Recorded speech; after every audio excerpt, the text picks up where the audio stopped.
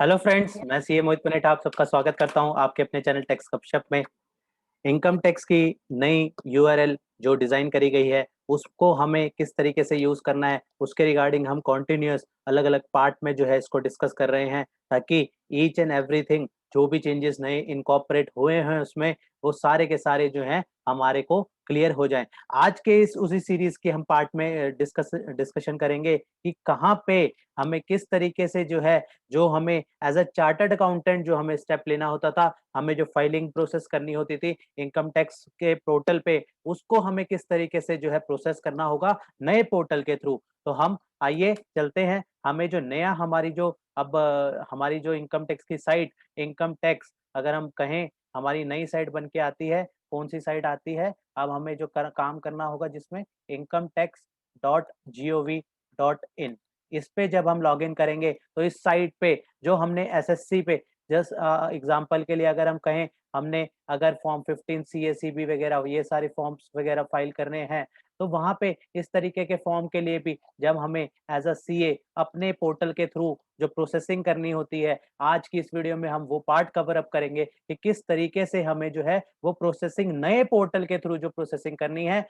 वो हमें कैसे करनी होगी। तो इसके लिए हम डिस्कशन करेंगे, वन बाय वन लेके चलेंगे कि क्या क्या हमें स्टेप इसके लिए लेके चलने होंगे। हमें जो कि बेसिकली मेन पार्ट देखना होगा हमारा सेम उसी तरीके से जैसे पिछले पोर्टल पे था, फॉर योर एक्शन पार्ट में जो है हमारे को कवर अप होता था, तो इसको हम 5 पार्ट में डिवाइड करेंगे, जहाँ पे हम client request list for your action part में, उसके बाद फॉर्म रिक्वेस्ट लिस्ट, फिर हम थर्ड पार्ट में बात करेंगे pending for filing, fourth part में बात करेंगे पेंडिंग फॉर वेरिफिकेशन, और फिफ्थ पार्ट में बात करेंगे जहाँ पे we are add as a authorized representative, pending request to as add you as a authorized representative। और ये पांचों काम जब हमारी साइड से प्रोसेस हो जाएंगे तो ये हमारे फॉर योर इंफॉर्मेशन पार्ट में आ जाएंगे। और फर्स्ट पार्ट जो होगा क्लाइंट रिक्वेस्ट फॉर्म, तो वो दिखेगा as a client request detail, और फॉर्म रिक्वेस्ट लिस्ट हमारी अपलोडेड फॉर्म डिटेल वहां पे दिखेगी। पेंडिंग फॉर फाइलिंग में अपलोडिंग फॉर्म डिटेल वहां पे हमें दिखेगा। Pending for verification uploaded form detail हमें दिखेगा। और ऑथोराइज रिप्रेजेंटेटिव जो हम करेंगे वहां पे रिसीव्ड ऑथोराइज रिप्रेजेंटेटिव रिक्वेस्ट जो है हमें फॉर योर एक्शन पार्ट में दिखेगी। इसको one by one take care करते हैं। सबसे पहला पार्ट अगर हम बात करें तो वहां पे हमें सबसे पहले पोर्टल में पेंडिंग एक्शन के अंदर जब हम जाएंगे तो पेंडिंग एक्शन के अंदर हमें दो पार्ट सेगमेंट निकल के आएंगे, फॉर योर एक्शन और फॉर योर इंफॉर्मेशन, जो हमने लिस्ट डिस्कस करी जिसमें हमने 5 पार्ट में उसको बांटा, for your action and second for your information. जहाँ पे जो हमने फर्स्ट पार्ट की अगर बात करें क्लाइंट रिक्वेस्ट फॉर्म, वहां पे हमने उसकी बात करी, वहां पे क्लाइंट रिक्वेस्ट फॉर्म में हमको जो एक्शन लेना होगा आइदर एक्सेप्ट या फिर रिजेक्ट। तो हमारे पास पैन ऑफ द एसएससी हमें इस तरीके से यहाँ पे मेंशन होगा, पैन ऑफ द एसएससी क्या है, name of the assessee, transaction ID और पीरियड ऑफ ऑथराइजेशन। यहाँ पे पीरियड ऑफ ऑथराइजेशन 23 फरवरी 2021 से 31 मार्च 2021 का पीरियड जैसे लिखा हुआ आ रहा है। तो हमारे लिए ऑथराइजेशन पीरियड हमें इस पीरियड के अंदर जो है फॉर एक्शन जो है लेना है, आइदर एक्सेप्ट और आइदर रिजेक्ट। तो इस तरीके से हमें एक्सेप्ट और रिजेक्ट के जो है एक्शन लेने हैं। अभी हम बात कर रहे हैं पार्ट नंबर 1 की। तो हम जैसे ही एक्शन ले लेंगे एक्सेप्ट या रिजेक्ट, वो जो हमारी डेट ऑफ एक्सेप्ट, अगर जैसे हमने इस एग्जांपल में लेके चले कि डेट रिक्वेस्ट रिसीव हुई थी 23 फरवरी 2021 को और एक्सेप्ट भी सेम डेट पे कर ली 23 फरवरी 2021 को, तो ये हमारे फॉर योर एक्शन से मूव होके फॉर योर इंफॉर्मेशन पार्ट में जो है चला गया, और वहां पे लिखा हुआ आ गया कि 26 फरवरी को जो 23 फरवरी को जो हमारे पास रिक्वेस्ट आई थी वो 23 फरवरी 2021 को ही जो है एक्सेप्ट कर ली गई है। तो यहाँ पे फॉर योर एक्शन के अंदर अब ये हमारा लिस्टिंग होगा, जो कि पहले फॉर योर इंफॉर्मेशन के अंदर शिफ्ट हो जाएगा, जो कि पहले फॉर योर एक्शन में था। तो इसके बाद अगर हम देखें तो इस तरीके से हमारा क्लाइंट रिक्वेस्ट फॉर्म के लिए हमें एक्शन लेना होगा, और जब हम एक्शन ले लेंगे, एक्शन हमारे दो पार्ट में एक्सेप्ट या फिर रिजेक्ट जब हम कर देंगे तो वो हमारा चला जाएगा फॉर योर इंफॉर्मेशन में, चला जाएगा अंडर क्लाइंट रिक्वेस्ट डिटेल के अंदर वो हमारा चला जाएगा। अब हम बात करते हैं, अगर इसी में फर्दर बात करें तो इसको हम देखेंगे कि click request click either accept और रिजेक्ट हमने बात करी, हमारे किसमें चला गया, वो फॉर योर इंफॉर्मेशन में चला गया। लेकिन अगर if SSC revoke the request, अगर एसएससी ने रिवोक कर दी, अगर वो रिक्वेस्ट एसएससी ने रिवोक कर दी, तो उस केस में क्या होगा, हमारे पास लिखा हुआ आएगा request has been revoked by the SSC. जो रिक्वेस्ट थी वो वापस ले ली है एसएससी ने, इस तरीके से लिखा हुआ वहां पे हमें मिलेगा। और अगर वो पीरियड जो हमने स्पेसिफाइड नीचे किया था 23 फरवरी से 30 अप्रैल तक हमें एक्शन लेना था, लेकिन if the period of authorization as a C expire, अगर ये पीरियड निकल गया तो वहां पे लिखा हुआ आएगा period of authorization has been expired, तो पीरियड जो है निकल गया है उस केस में। ठीक है, अब हम सेकेंड पार्ट में मूव करते हैं, जहाँ पे फॉर्म रिक्वेस्ट लिस्ट में हमें क्या एक्शन लेना है। फॉर्म रिक्वेस्ट लिस्ट में सपोज हमने 10CC BBA फॉर्म अपलोड करा, तो ऐसे केसेस में जो हमारे पास फॉर योर एक्शन के अंदर पार्ट आएगा, वहां पे लिखा हुआ आएगा कौन से एसएससी का था, उसका पैन नंबर लिखा हुआ आएगा, उसका नाम लिखा हुआ आएगा। और जैसे कि हमने पिछले वाले में देखा, पीरियड ऑफ ऑथराइजेशन हमें एक स्टैटिक टाइम दिया जाएगा, उसके अंदर हमें एक्शन लेना है। फाइलिंग टाइप कौन सा फॉर्म है, ओरिजिनल फॉर्म है, ट्रांजेक्शन आईडी उसमें लिखा हुआ आएगा। तो इस तरीके से यहाँ पे भी हमें दो एक्शन लेने हैं as a chartered accountant, either we can accept और रिजेक्ट, हमें एक्सेप्ट कर सकते हैं और रिजेक्ट कर सकते हैं, यही दो एक्शन करने हैं।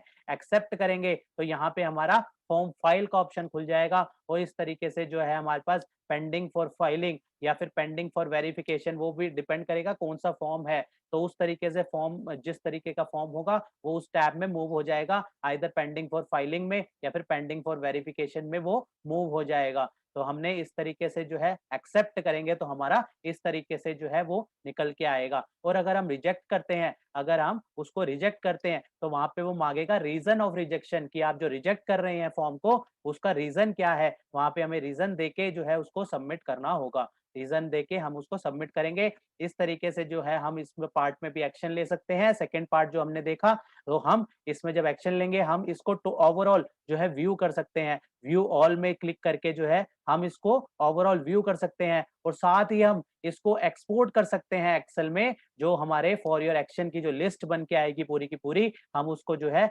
एक्सपोर्ट में एक्सेल फॉर्मेट में इसको एक्सपोर्ट भी कर सकते हैं।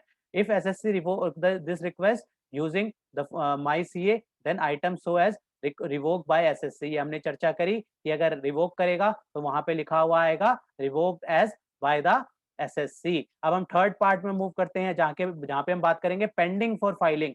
Pending for filing for your action के अंदर और फॉर योर इंफॉर्मेशन के अंदर अपलोडेड फॉर्म डिटेल वहां पे हमें दिखेगा। तो पेंडिंग फॉर फाइलिंग के अंदर तो इस तरीके से हमने देखा कि हमारा जब हम वहां पे एक्शन लेंगे तो हमें फॉर्म फाइल करना होगा, तो वो फॉर्म फाइल कहाँ चला जाएगा, हमारा पेंडिंग फॉर फाइलिंग के अंदर चला जाएगा, ताकि हम फॉर्म फाइल का ऑप्शन जो है क्लिक करके उसका फॉर्म फाइल जो है कर सकें। इस तरीके से हम वो जो फॉर्म फाइल है, हम प्रीवियस फॉर्म को मॉडिफाई भी कर सकते हैं, या हम नया फॉर्म भी जो है यहाँ पे फाइल कर सकते हैं। यहाँ पे हमें डीएससी की जरूरत पड़ेगी, हम डीएससी को यूज करके जो है इसको फॉर्म को फाइल कर सकते हैं। और जब हम फॉर्म फाइल करेंगे अपलोडेड डिटेल, तो यहाँ पे इस तरीके से जो है वहां पे वो फॉर्म आ जाएगा, और फॉर्म जो है उसको हम रिजेक्ट भी कर सकते हैं, दोनों वे होंगे। तो जो भी एक्शन होगा उस तरीके से यहाँ पे लिखा हुआ आ जाएगा कि किस तरीके से क्या एक्शन लिया गया है। पेंडिंग फॉर वेरिफिकेशन के अंदर भी इसी तरीके से लग के आएगा। जब हमने फॉर्म 64A अगर हम एग्जाम्पल के लिए फाइल कर रहे हैं, तो वहां पे वेरीफाई फॉर्म या फिर हम उसको रिजेक्ट कर सकते हैं। हम जो भी एक्शन लेंगे, आइदर वेरीफाई फॉर्म और आइदर रिजेक्ट फॉर्म, हम वेरीफाई भी कर सकते हैं, उसको रिजेक्ट भी कर सकते हैं। हमने उसको वेरीफाई किया तो इस तरीके से हम उसको वेरिफिकेशन कर रहे हैं, तो ये सारी detail of income, attachment, declaration, verification को हम सारा प्रीव्यू करके जो है हम सारी उसमें डिटेल देख सकते हैं। उसके बाद वेरिफिकेशन, इस तरीके से वेरिफिकेशन होगी जहाँ पे हमें प्रोसीड टू ई वेरीफाई करना होगा। प्रोसीड टू ई वेरीफाई करने के बाद सेम वही प्रोसीजर जो हमने डीएससी लगा के जो है कंटिन्यू करके हम इसको जो है फाइल कर सकेंगे। अब अगर हम बात करें फॉर्म 10CCB की, तो वहां पे भी इसी तरीके का हम एक्सेप्ट या रिजेक्ट कर सकते हैं। तो अलग अलग वे बनते हैं, आइदर एक्सेप्ट के, आइदर रिजेक्ट के, तो उस तरीके से जो है उसमें कार्रवाई चलेगी। अगर हम बात करें पेंडिंग फॉर वेरिफिकेशन और पेंडिंग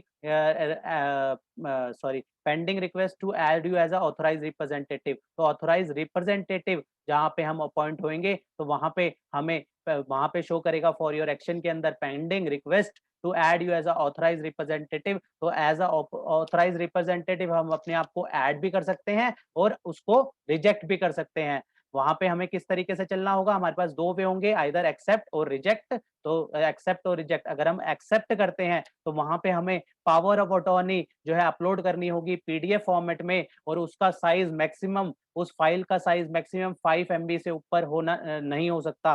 5 MB तक की हमें पीडीएफ फाइल जो है इसके लिए पावर ऑफ अटॉर्नी जो है अपलोड करनी होगी, और वहां पे कंसेंट देनी होगी। I do here bye verify that I have obtain the valid power of attorney from ABC holding PAN number this, and the same is attached as a proof of acceptance of the authorization। कि हमने जो है हम अपने आप को accept करते हैं एज अ पावर ऑफ जो है उसका ऑथराइज रिप्रेजेंटेटिव के लिए हम अपने आप को जो है मानते हैं, और इसके लिए हमने ऊपर जो है पावर ऑफ अटॉर्नी भी लगा दी है। इसके बाद हम कंटिन्यू फॉर वेरिफिकेशन में क्लिक करेंगे, और इसमें डिक्लेरेशन साइन करने के बाद कंटिन्यू फॉर वेरिफिकेशन में क्लिक करेंगे, और वहां पे हम उसको सबमिट कर देंगे। और सेकंड जो था हमारे पास, वहां पे हम उसको रिजेक्ट भी कर सकते हैं। तो वहां पे रिजेक्ट करने के लिए हमें रीजन देना होगा कि हम उसकी ऑथराइज रिप्रेजेंटेटिव को, हम अपने आप को ऑथराइज रिप्रेजेंटेटिव उसका क्यों नहीं मान रहे, वहां पे रीजन देंगे। और रीजन सेलेक्ट करने के बाद उसको कमेंट में जो है हमें मेंशन करना होगा, जो हम रीजन उसको दे रहे हैं। वहां पे हम उसके बाद